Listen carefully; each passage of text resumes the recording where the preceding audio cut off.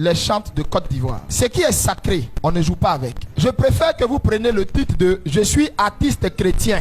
Quand tu vas finir le culte là, quand tu sors là, faut dire « Je suis un artiste chrétien ». Tu t'es enlevé sous un jugement divin. Mais quand tu dis, ou quand on te présente, quand tu t'en vas pour tes prestations et puis on dit « chante », en fait, toi-même tu t'es tué en même temps. Parce qu'un chant, le dimanche, sa place n'est pas ailleurs. Sa place est dans l'église où il a été ordonné, consacré, chante. Et quelqu'un qui est chante, ça veut dire on a mis l'huile sur toi. Si ton pasteur ou ton père spirituel n'a pas encore mis l'huile sur toi pour t'ordonner en tant que chante, tu ne l'es pas. La Bible dit, le Seigneur a dit à Moïse, dans telle tribu, tu vas m'enlever des chantres qui vont, eux, servir dans ma maison. Et ceux-là consacrent-les. Tout ce qui vient servir dans la maison de Dieu doit être consacré. L'empreinte de Dieu doit être dessus. Parce que nous servons un Dieu jaloux. Celui qui ne partage pas. Dieu est dans un régime de monogamie. Un chante qui dit il est chante, il ne doit jamais monnayer son talent. Un artiste chrétien peut monnayer son talent. Un chant ne monnaie pas son talent. Le chant est sacré. Le chant porte le ciel en lui. Le chant porte la présence de Dieu. Quand il ouvre sa bouche pour chanter, le ciel est ouvert. L'artiste chrétien, il peut aller à son gombo. Mais un chant qui s'en va faire gombo, il se maudit. Si on te demande, faut dire je suis dans le groupe musical de l'église. Faut pas dire je suis chante. Parce que si tu es chante, ça veut dire tu as une relation avec Dieu. Il t'a ordonné, il t'a sacré, il t'a consacré. Chante. Vous savez pourquoi les chantes là plein meurent en désordre? Vous jouez, hein? Tout ce qui monte à l'autel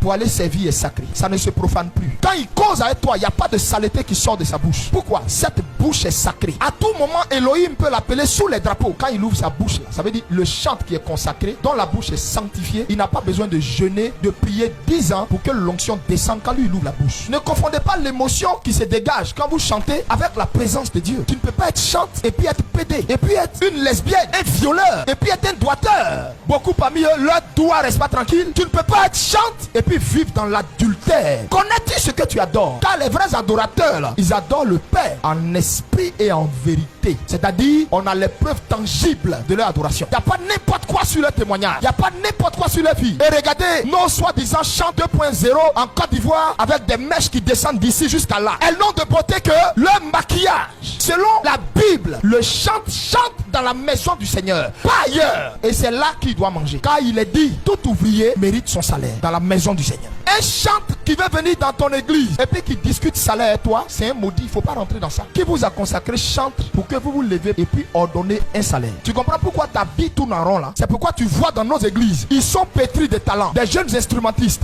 grands arrangeurs, mais la malédiction les accompagne. Pourquoi? Parce que indignement, ils font l'œuvre du Seigneur. Il s'en va boire et puis il vient, il prend le micro et puis il chante. Il couche avec des filles et puis il s'arrête là, il prend le micro et puis il chante.